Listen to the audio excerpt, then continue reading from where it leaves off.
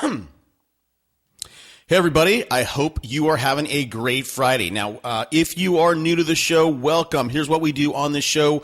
We talk about growing your business. Now we do. This show is about entrepreneurship, even though it's through the lens of a real estate agent.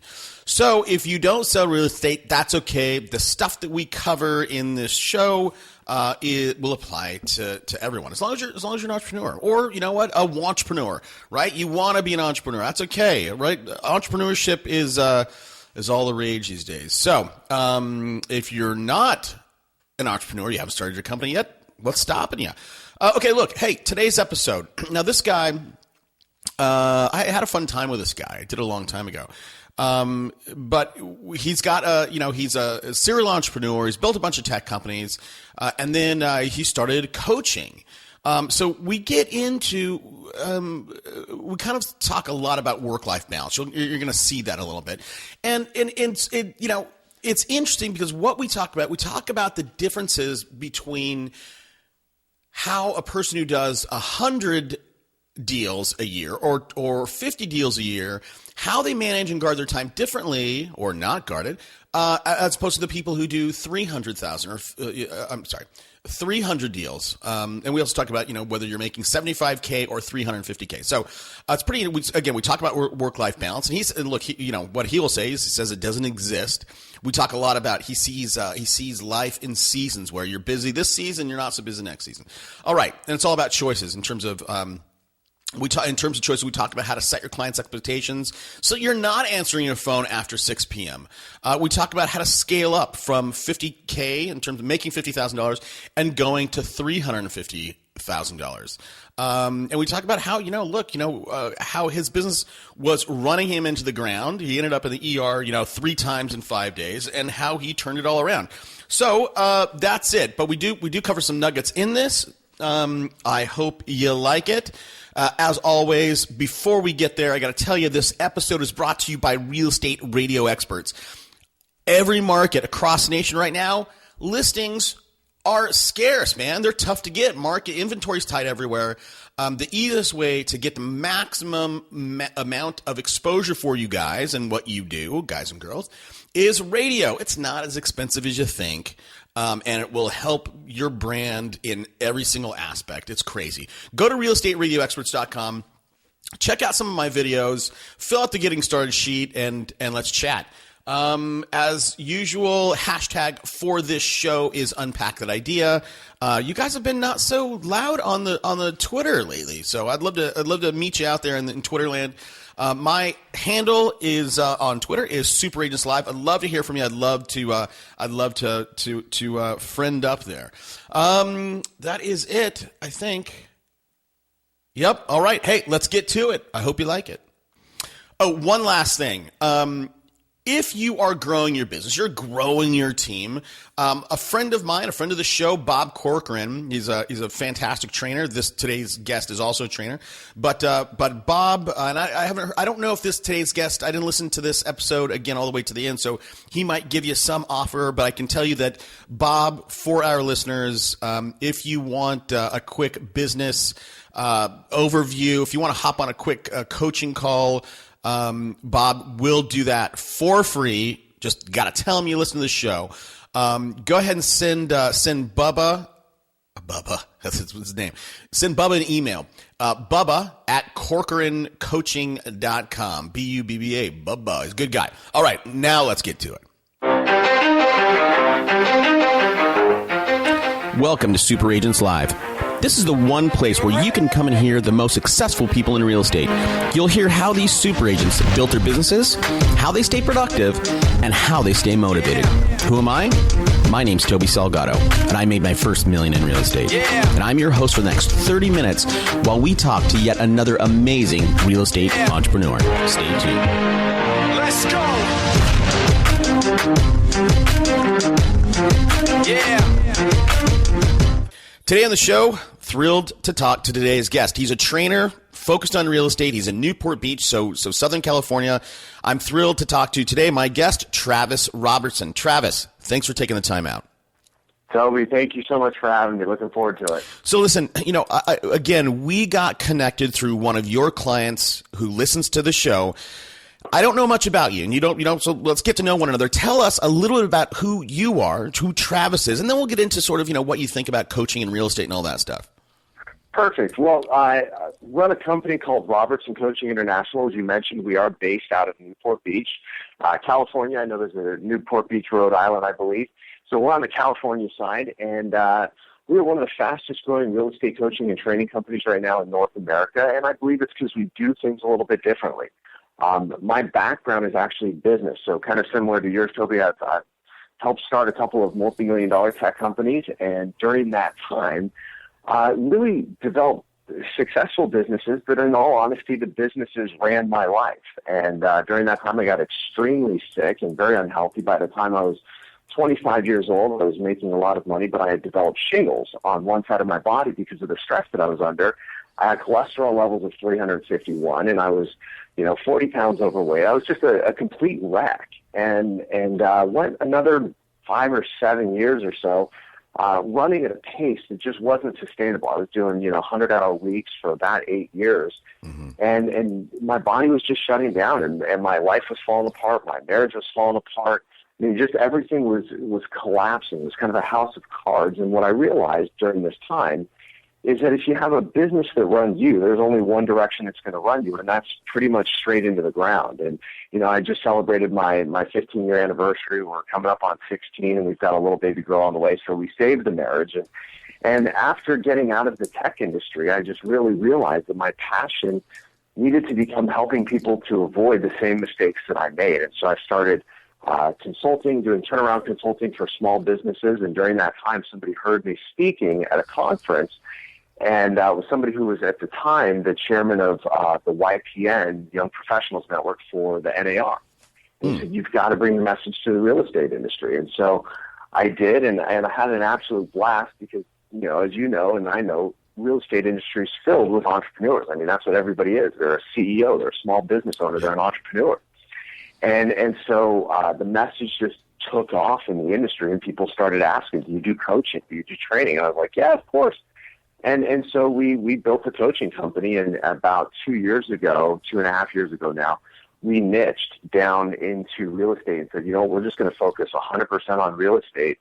And since then, I mean, we've worked with most of the major brands and have incredible clients. So we're growing like crazy right now, and it's just an exciting time. And because of my background in business, we bring kind of a different perspective to traditional coaching. It's not about teaching people how to do a transaction. It's about helping them build a business that supports their life, not a business that runs their life. And that's really our mission. Okay, and I want to get into that and how you're fulfilling that mission. But look, I've done the 100-hour work weeks, and my body falling apart, not eating right. And I ended up in the hospital, man. I won't even get into it, but I ended up in a coma for 4 days. But yeah, it's crazy. So, but I was actually what ultimately did it for me. I was in the ER 5 times in 3 days. No, but hold on a second. Here's why I was working 100-hour weeks. Number one, I had a staff of 58 people that I was responsible for. But number two, at that time, my clients, as I told you before, I had an erosion control company. There are massive fines, $10,000 per issue if something goes wrong. And I was, and we as a team were managing thousands of acres for publicly traded builders. And so, again, that's why I was doing 100-hour work weeks and under massive stress. But with a tech company, right, the tech is, infinitely scalable, or it should be. Tell me about why were you working 100 hours a week? And tell me what that tech company looked like. Well, it was a marketing company. And, the first one, I call it a tech company because I really kind of was on the tech side of it. But what we were is actually a financial services company. And one of them was debt negotiation. The first one was a debt negotiation company. And so this is prior to consumer credit card counseling and all that. I will spare you the details. But basically, I ran I was the CTO of the company. And we were growing massively. We had huge regulations, huge things that we were always having to adapt to. And our software platform had to be able to adapt to it as well. And so with the team and being kind of in startup phase, you're always dealing with being underfunded and having to over-deliver on things. So it was very long hours, nights, weekends, whatever we needed to do to get platforms rolled out, to get new changes rolled out.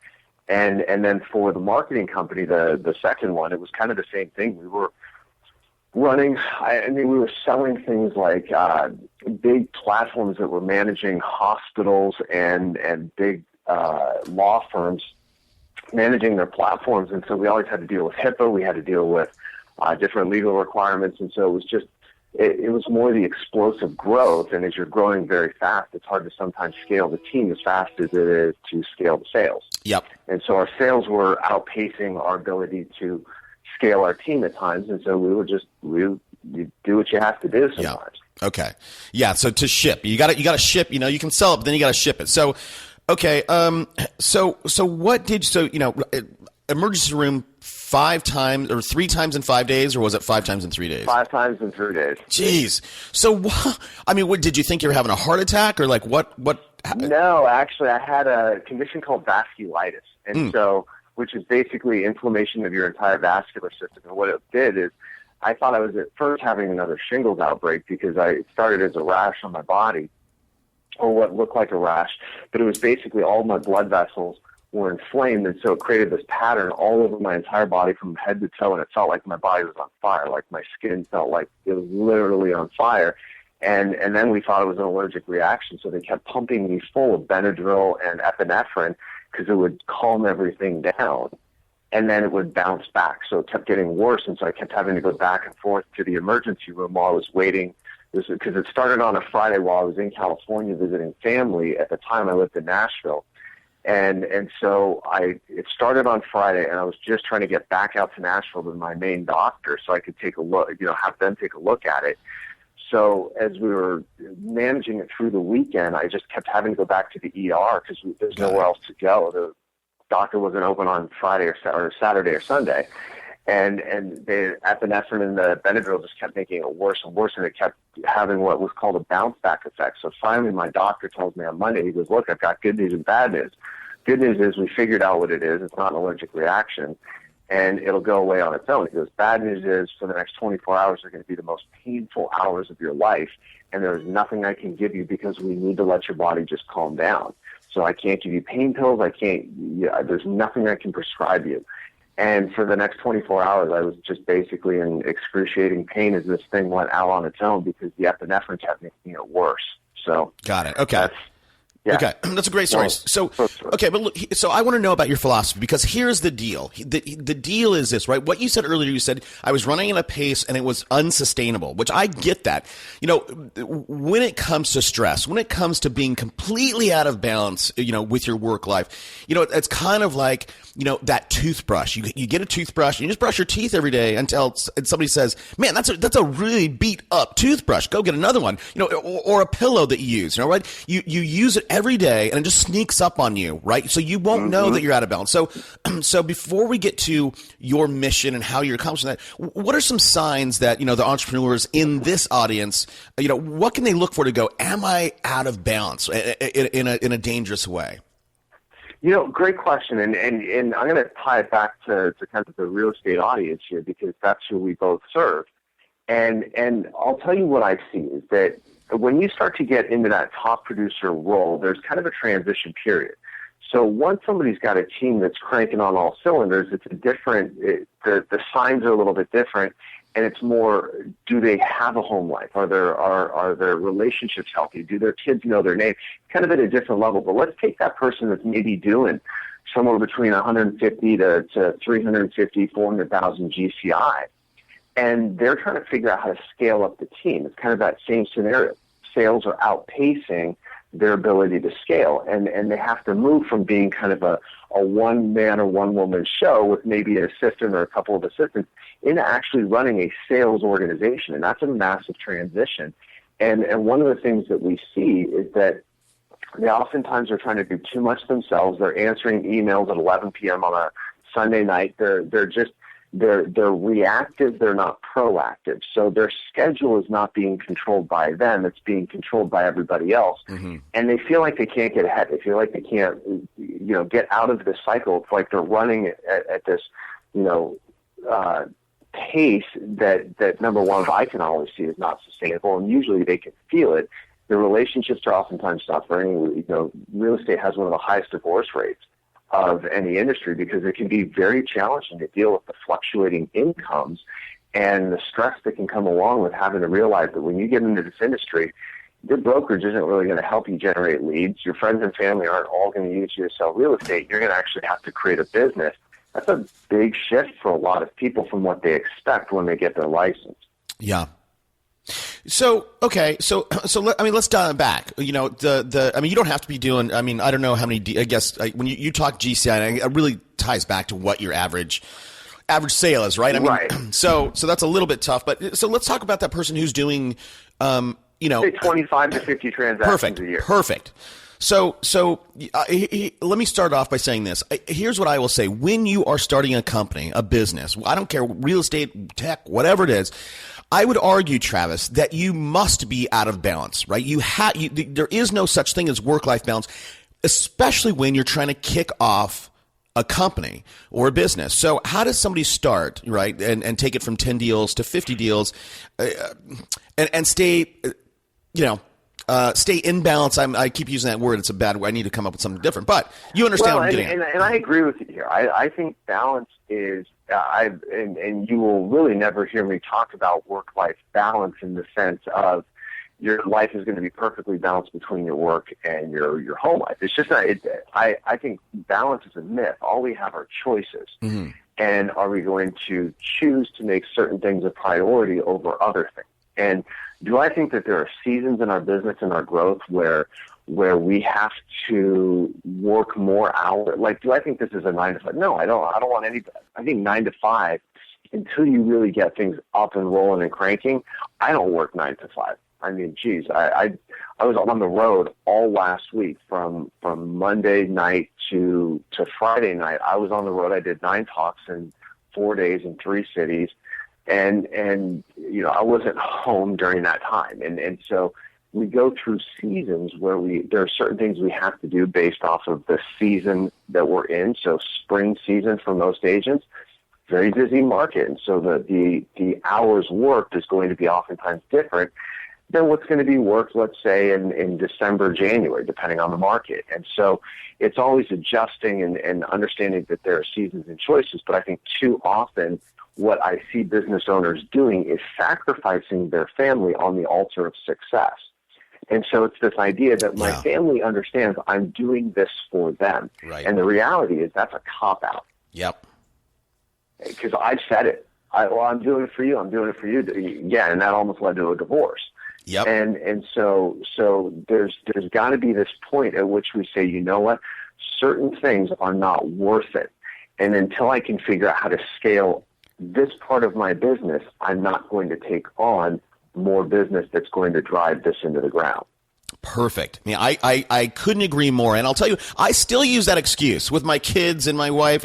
Hey guys, I'm doing this for you. I'm like, do you like this life? Do you like this house? Do you like our vacation house? Right. I'm doing. So yeah,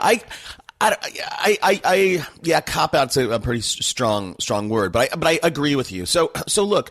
So I think you would agree with this. One of the things that, as you build a company or a business, one of the things that people need to get comfortable with is that they don't need to answer their phone after 6 necessarily. They don't need to respond to emails at 11. The house is not going to fall down. And that's such a leap of faith that people have to go, look, I'm not going to respond to that.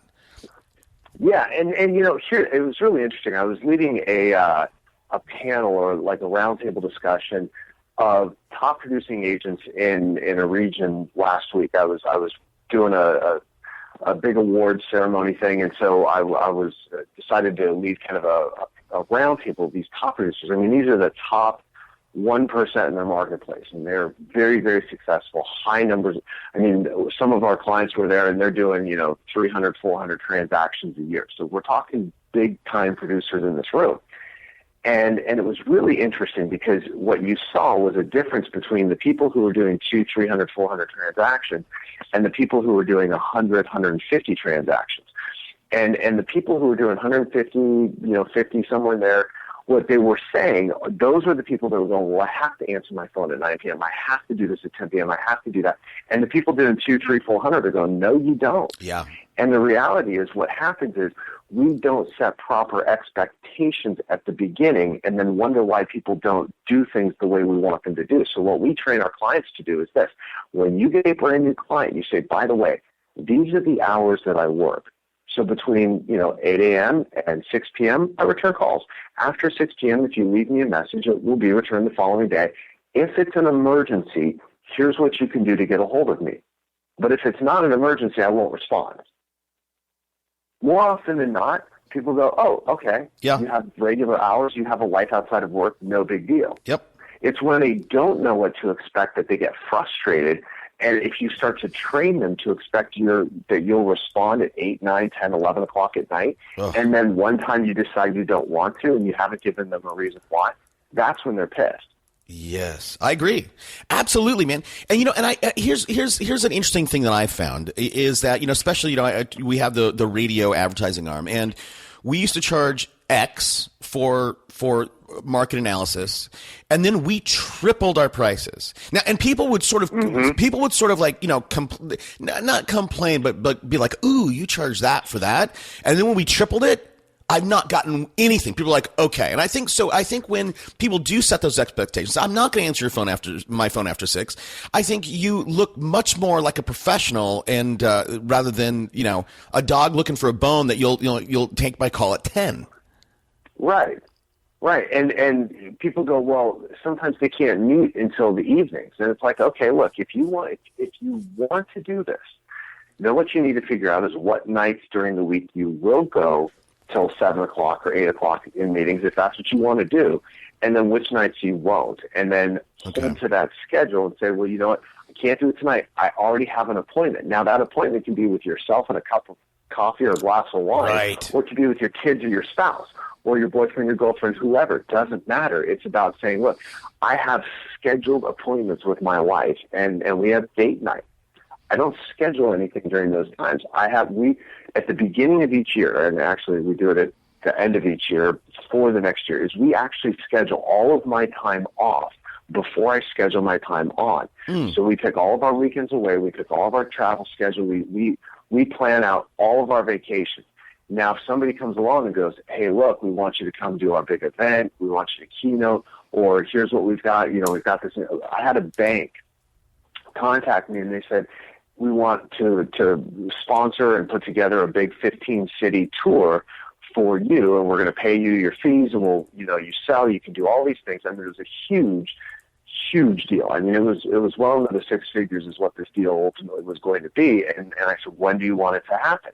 And they said, it's going to start running. We'll start it in end of April, beginning of May, and we'll do it through the summer months, and we'll probably wrap it up around September, October. And I said, I can't do it.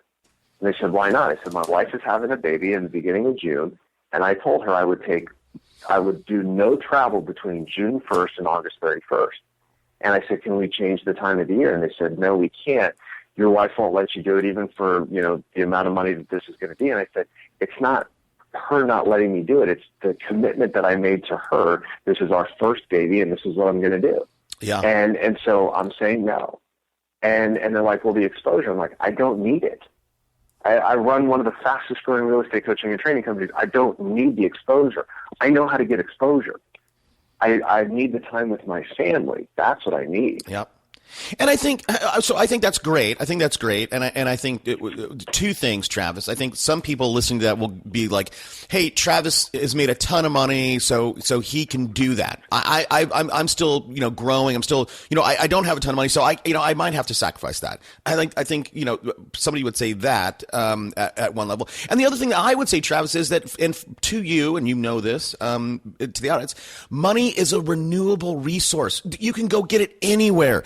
Time is non-renewable. You have to. So I applaud you for guarding your time and that experience of having your baby and being there. Yeah. So and let me address, because I think you're right. I think that's what a lot of people think is, well, you've had a certain level of success, and so therefore you can do this now, but I can't. Right. And what I would say is that the last 2 years we've doubled in size every year. And we're set to probably 3 to 10x this year, just based off of what we've got going on. So we're growing very, very fast. I work very, very hard. and I work some very, very long hours.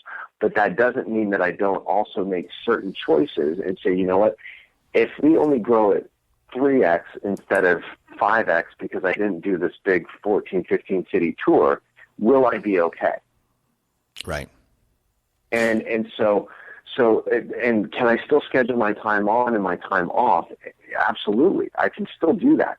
And are there, like this week, I will work every night this week because we've got a big event that I have a ton of things that I need to do to prepare for. Now, if I do that, that means on the weekend, which sometimes I'll work Saturdays and kind of count that in, I just choose my schedule and I say, you know what is worth it, what's not. And my wife, she's very, very understanding in that she understands there are seasons. And so her and I always talk in seasons. And we're able to say, this is a season, and as long as it remains just a season, that's okay, because then we can go into another season where my schedule is not quite so crazy. So she knows, because I'm off the road June 1st to August 31st, what happens between now and June 1st is going to be chaotic. It's going to be very busy, stressful, in that sense, and lots of hours work so that I can take that time off. But it's sacrifices, it's choices. It's saying I'm going to sacrifice certain things now so that I do it on the back end. But where we make a mistake is where we say, well, this is just a season. And where I would make the mistake is if I said, well, from January 1st to June 1st, I'm going to go crazy with my schedule. I'm going to do things, and I'm going to stack my schedule up so that I can take June 1st through August 31st off. The mistake would be is that if I then didn't take that time off the road. Yeah. Yep. And that's where most entrepreneurs make a mistake, is they go, well, this is just a season, but they don't define the season, and then they don't stick to the commitments that they make. Yeah, no. Again, I would agree with you. So let's talk about the Travis Robertson, magic. So we all know that this, managing your time and is a problem or an issue for all entrepreneurs. I love you have this season sort of mentality, but why else would somebody go to you? Why are you one of the fastest growing coaching training companies? There must be something else. What's your, sorry, I'll leave it there. Hey, Toby, you know what? You're breaking up. I didn't get the question. So here's my question to you. What is the Travis Robertson USP? What is it that makes you the fastest growing training company? Great question. So what usually happens is if you go to a coaching and training company, they're within real estate, let's put it that way, is that they are first and foremost what we would consider sales coaches. Is that they're there to help you get sales. And so the big focus is on either generating leads or generating sales. And it's not that those things aren't important or aren't valuable, but they're only a component of business. Sales is not business. Marketing is not business. They are parts of business. And so what we do is we take a little bit more of a holistic approach. And we've realized that there are kind of 8 different areas in your business that you need to master and that you ultimately need to become proficient in. The first is personal mastery. And it's this idea that John Maxwell, great leadership author, calls it the law of the lid.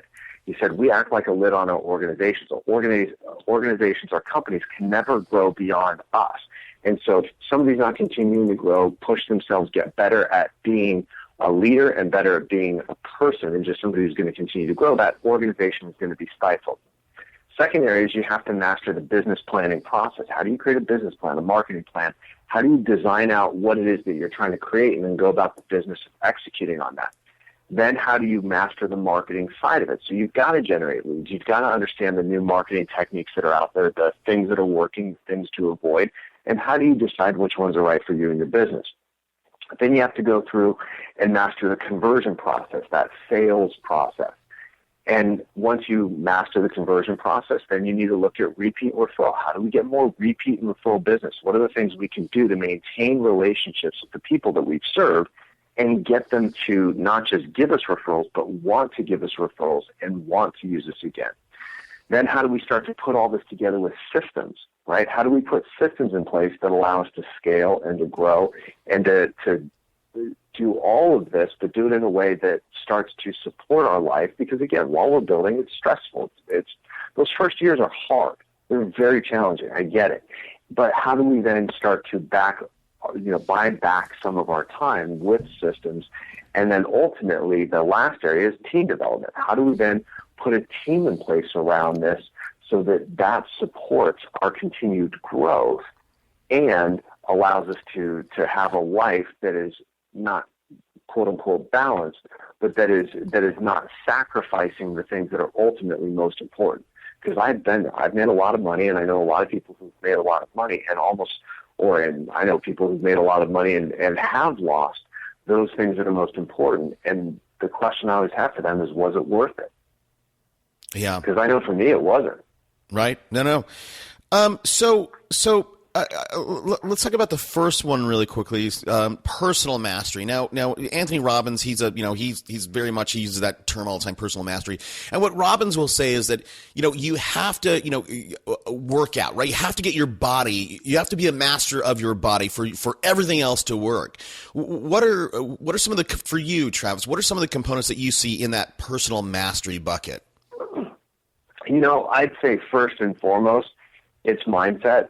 I think that how you think, how you approach challenges, how you approach problems, do you walk into things with a very limiting mindset. And I think this is where most agents screw themselves up as they're growing, is they come in and they go, well, I can't do that. Or, of course, you can do that, but that won't work for me. Or that doesn't fit, and they start to limit themselves because they've fallen into this trap that it works for everybody else but them. And so I'd say mindset, that level of understanding how you walk into situations more than anything else is that mindset. That's critical. I think the physical component of it is as well.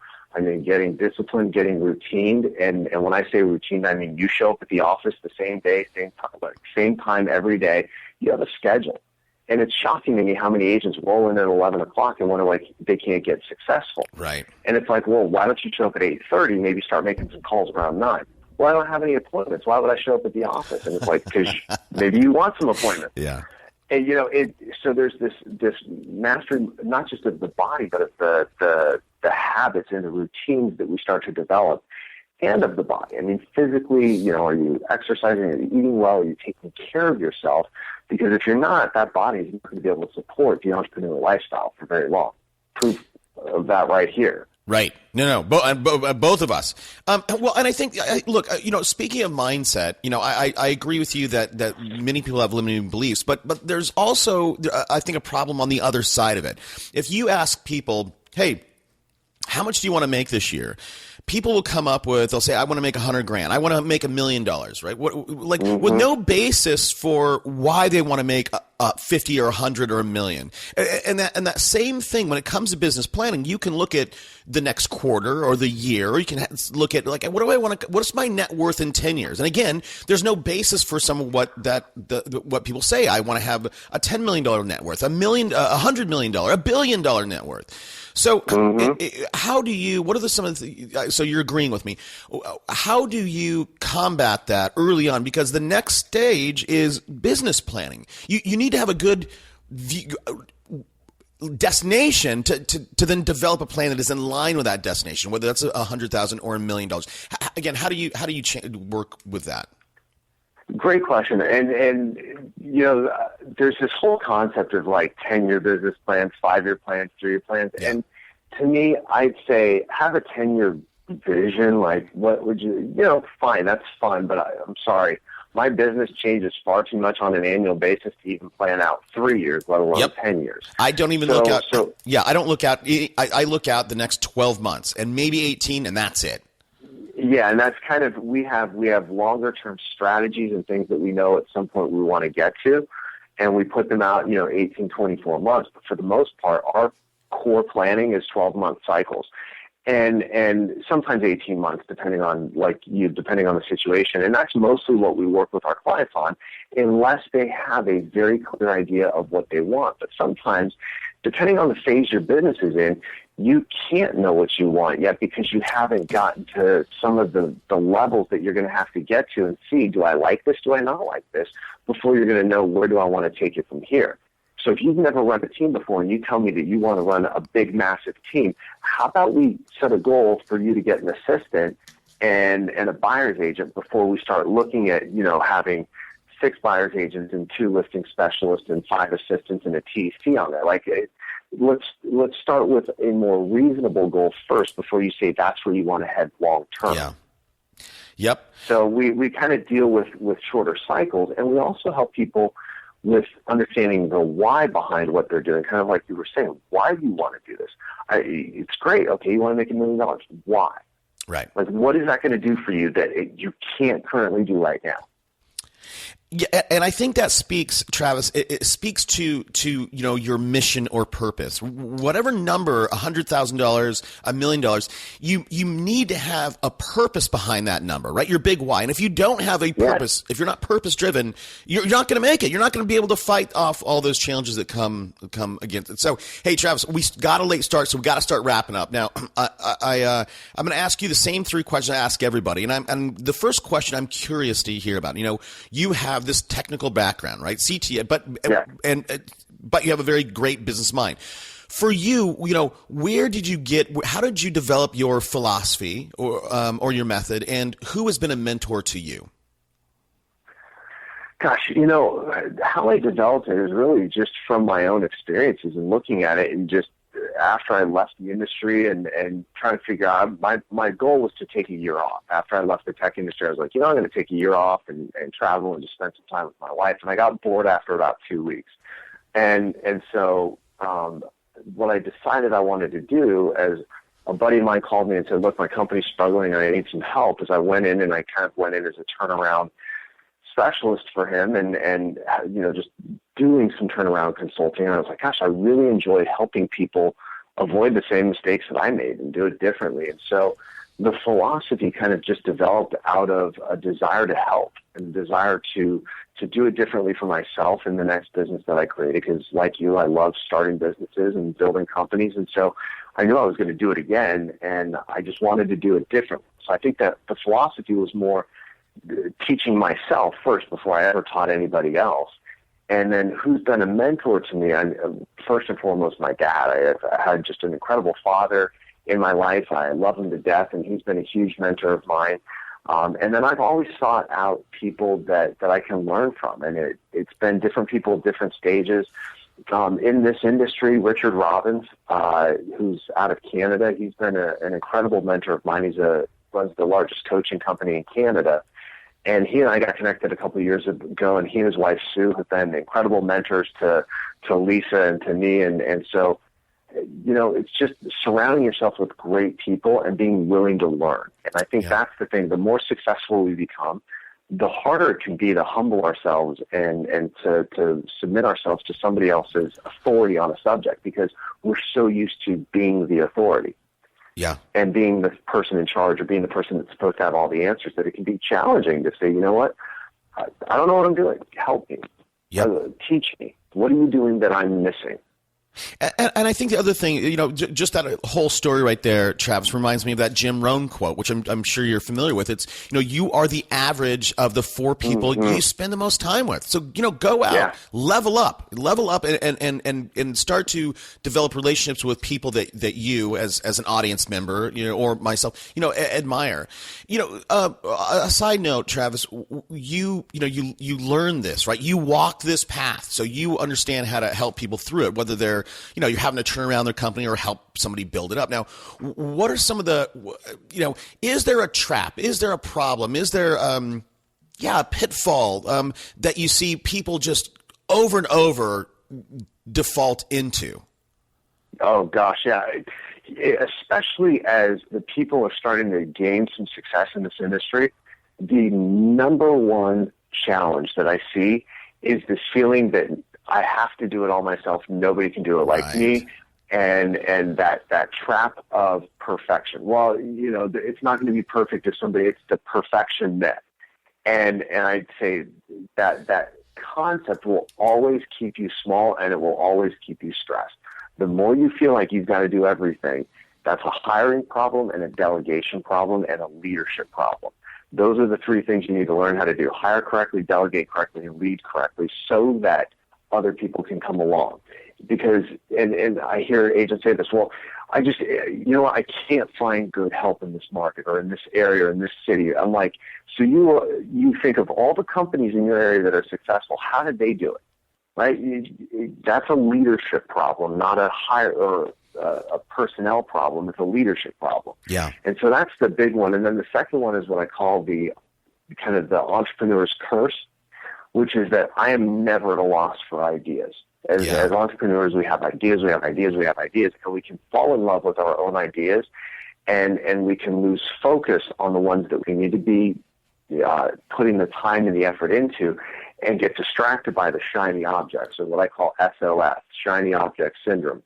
And so we can fall prey to thinking that we've got to do it all at the same time, or we need to shift gears too quickly, because we really do love our ideas. And so I think those two things right there are the traps I see people fall into over and over and over again, is the inability to delegate and the inability to focus.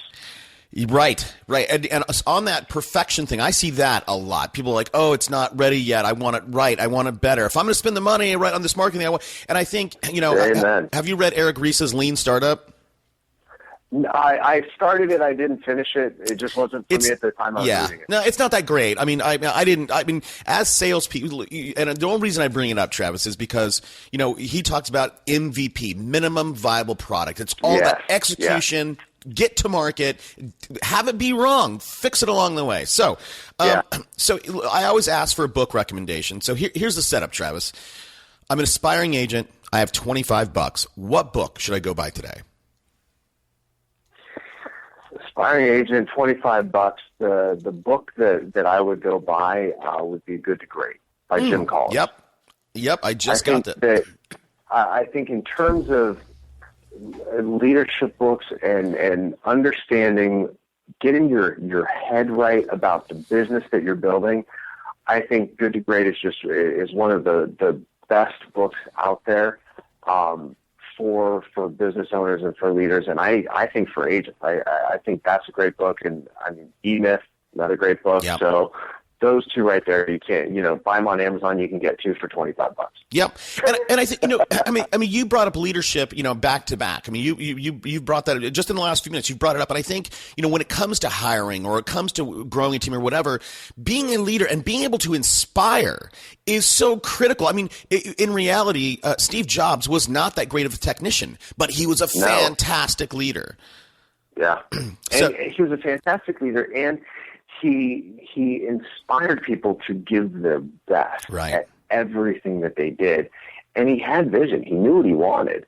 And he delegated masterfully. Yes, he micromanaged on some things, but he also realized that he wasn't going to program the iPhone, but he was going to find people who would, and he gave them the responsibility, inspired them to create something incredible and change the world. I mean, he talked about a guy who did make a dent in the universe. As he so famously is quoted as saying, wanting to make a dent in the universe. Well, he made that dent. Yeah. And then he changed the way we communicate with the world around us. Absolutely. And I think the other thing that is brilliant, right? I mean, he was able to ask questions that other people couldn't ask. But if you think about an iPad, it's so elegant. It's so simple that you can literally put a 2-year-old. I mean, give a 2-year-old an iPad, and they can operate it. It's anyhow. I agree with you. So here's the deal. I always encourage my audience, if they've gotten anything out of this, Travis, this episode, that they reach out and say thank you. So where can people find you? Best place, go to our website, travisrobertson.com.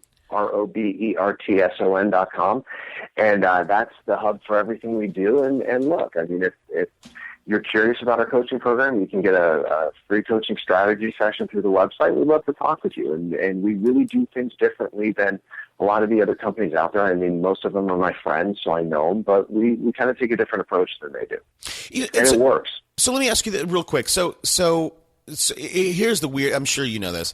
When you look, I'm not going to say any names, but there's lots of names out there that it is that the name coaching company. But when people, and these big names, again, big name coaching guy. They come on my show and people go, oh man, I really like that guy, Ricky. But then when they call into that company, they don't know. Here's what I found. People, they get to salespeople, right? So they get into the sales funnel. The salesperson says, hey, come on, it's X, it's $1,000 a month. Sign a 12-month contract, blah, blah, blah. But they will not introduce them to the person who will actually be coaching them. And I think that's a problem. It is. Yeah. So how do you guys do that same thing, or how are you different in that regard? Great question. We do two things very differently. Number one, the people you get on the phone with are not salespeople, they're coaches, and their job is to basically do what we call consultative selling. It's we actually don't let people into our program who aren't qualified.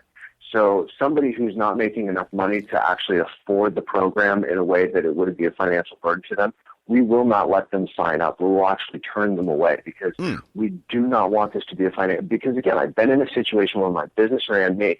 So you take an agent who's making $50,000 a year and you say, hey, join a program that you're going to pay whatever, $1,000, $699 a month, which our program's $699 a month. So let's take an agent making $50,000 a year. That's not consistent $50,000. It's not like every month they're pulling in $4,200.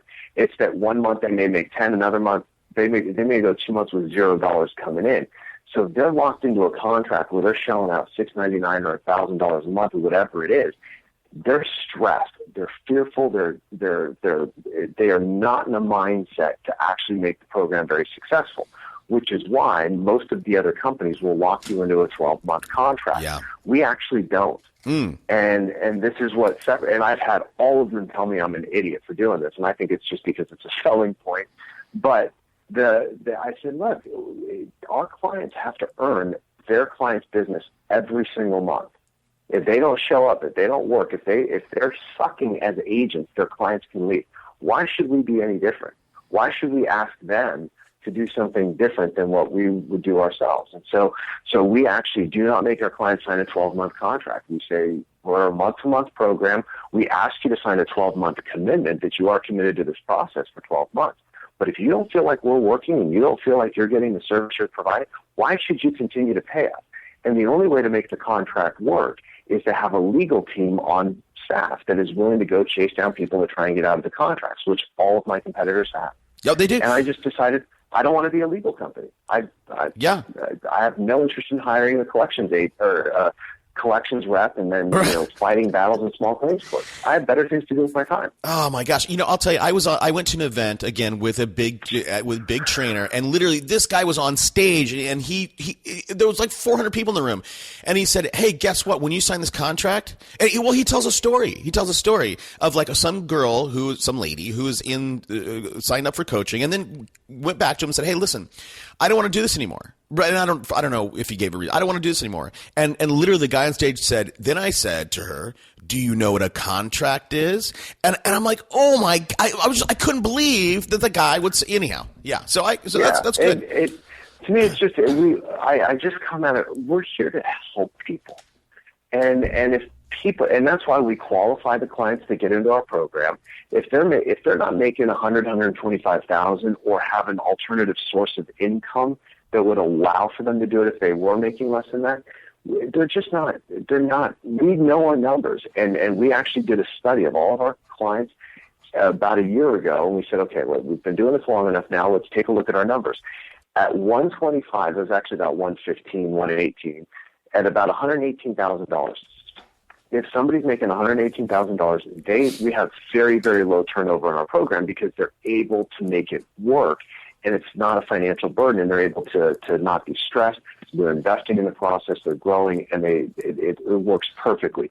Under that, and we saw a huge drop-off rate if they didn't have an alternative source of income because they'd be operating from a state of fear, not from a state of opportunity. Yep. And that changes their results. And I think if you really want to step out and be different, Travis, you would and be like the premier company, you would add this. I will not take you as a client if you have any credit card debt. That would be stepping out. And I know I was gonna say, I know some people who have shows like mine. They have products, and they say, "Look, I will not sell you anything if you have credit card debt." Yeah, and it's interesting. My wife and I years and years ago did Dave Ramsey's program. Yeah. Just when we were going through kind of our big collapse and trying to figure out what we were going to be doing here and with each other and just getting control of our finances. And it was really good. And what I realized is, first I thought, you know what, I may do something like that. And then I thought, you know what, I actually can help people in a situation like that by helping them get their business and their finances and their budget under control through what we teach. And I mean, we work with them on both a business budget and a personal budget. Right. And we help them get that under control, because if they're stressed at home, they're going to be stressed when they come to the office. Absolutely. And so we really do want to help them on both fronts. And we do spend time looking at their business and the personal budgets. Awesome. We have to wrap up. I'm late for another call, but hey, listen, Travis, two things. First of all, for everybody out in the audit listening world, if you haven't read Jim Collins' Good to Great or E-Myth, get a free copy on us. Just use our link, audibletrial.com/superagentslive. Secondly, if you're walking your dog, driving, whatever, riding your bike, and you're listening to this, I'll have all this stuff. Travis Robertson, I'll have all Travis's contact info, everything on the show notes. Just go to superagentslive.com. And lastly, Travis, I'll be the first guy to kick off the thank you train. Hey, man, I know you're busy. You got a lot of stuff going on. So I appreciate you taking an hour out of your day to talk with us. Toby, I've had an absolute blast, and would love to come back on the show if you ever need a guest. You're a great interview. This was a lot of fun, and hopefully your audience found it valuable. Awesome. Thanks, bud. Let's keep in touch. All right, take care. See ya. Let's go.